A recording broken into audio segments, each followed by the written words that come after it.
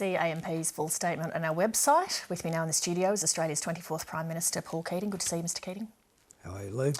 We just heard there from John Daly at the Grattan Institute saying that the way super is currently working, people will enjoy even better living standards in their retirement than they do in their working lives currently. Is that how you see it? No. When I introduced superannuation 32 years ago, people retired about 65 and they died about 83 or 85. In the 30 years since, people are living 3 to 5 years longer. So people now live into their late 80s and the superannuation pool isn't large enough to maintain the sort of standard of living we wished for them. Superannuation, this is where John Daly doesn't get it with his miserable view about having the two Australias. The privileged Australia, where wealthy people can have all sorts of assets, but ordinary people are condemned to the pension. This is $460 a week. I mean, don't whoop it up on $460 a week. This is the John Daly view of the world. What I had intended and what we are seeing is that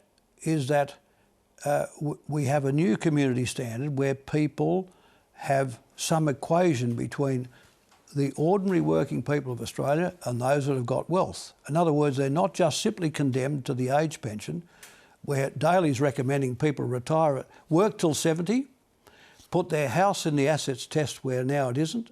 In other words, you eat your house, work till 70, eat your house, and then basically find yourself at a certain point in your life where you just don't have financial assets.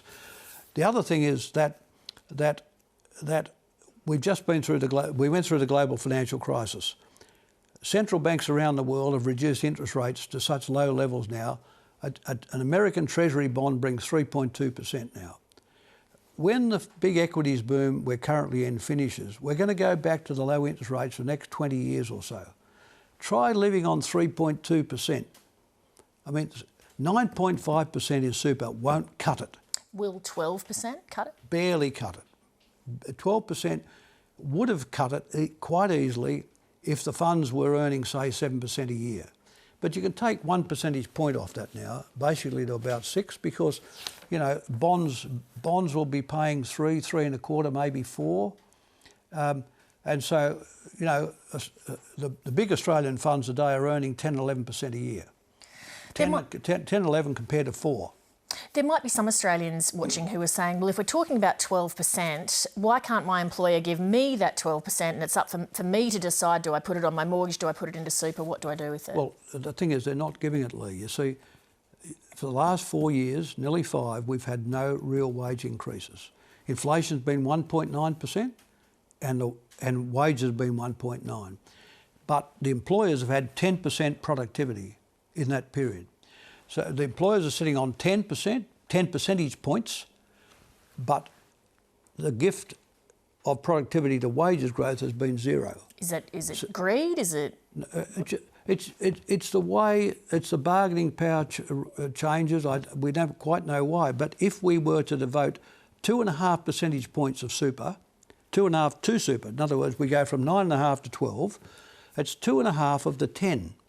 So Daly's point is wrong. What Daly says, and he makes these outrageous claims without any basis in fact. You know, it's basically a nasty polemic.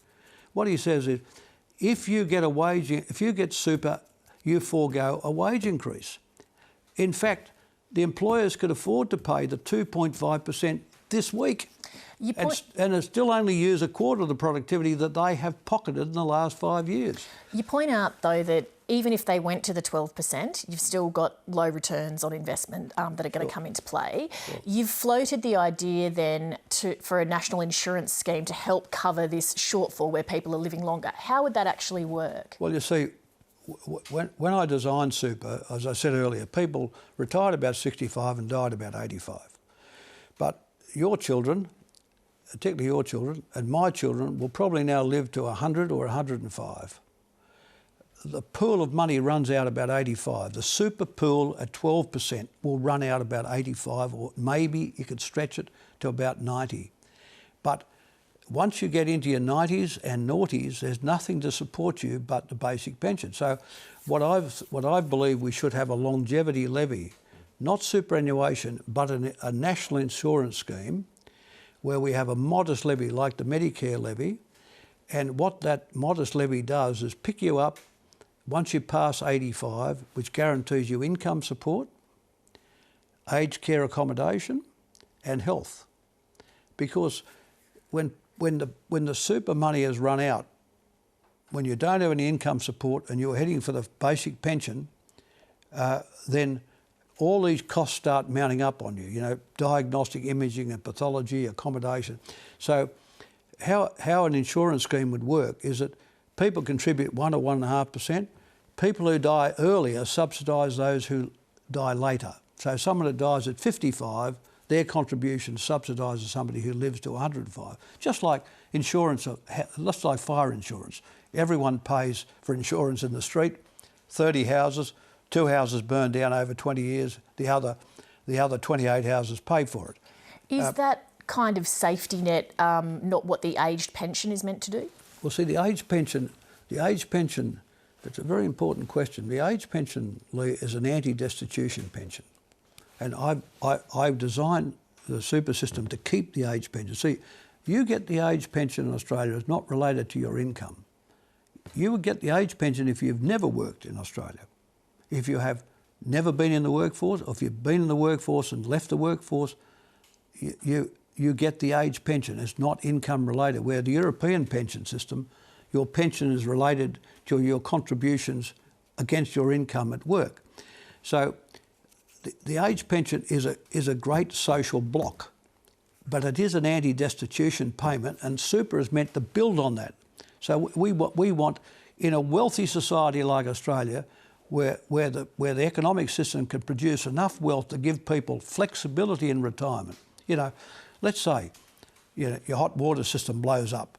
You know, it's going to cost you $15,000 to replace it. Your son or daughter get married in Europe and you want to go to the wedding.